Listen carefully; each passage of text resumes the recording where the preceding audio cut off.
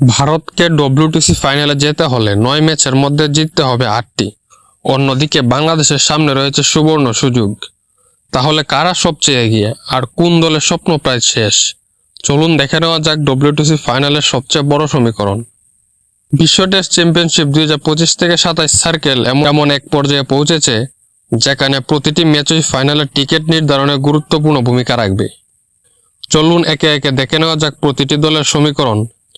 প্রথমেই অস্ট্রেলিয়া। ফাইনালে উঠতে তাদের বাকি 14 ম্যাচের মধ্যে জিততে হবে 8টি। কঠিন হলেও বর্তমান ফর্ম বিবেচনায় এটি তাদের নাগালের মধ্যেই রয়েছে। দক্ষিণ আফ্রিকার সমীকরণ আরও সহজ।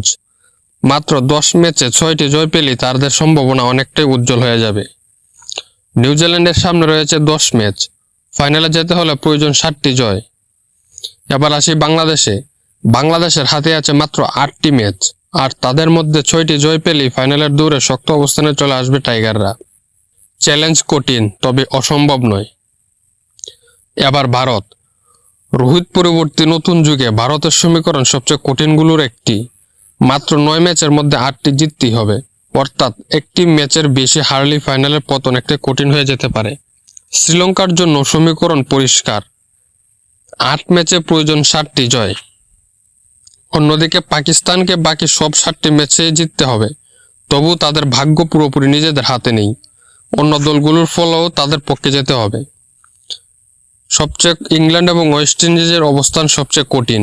বর্তমান সমীকরণ অনুযায়ী এই দুই দলের মধ্যে ফাইনালে ওঠার সম্ভাবনা খুবই ক্ষীণ।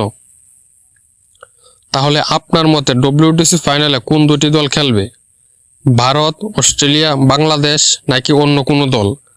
আপনার ভবিষ্যৎবাণী কমেন্টে জানান। আর এমন আরও ক্রিকেট আপডেট পেতে আমাদের চ্যানেলটিকে সাবস্ক্রাইব করুন।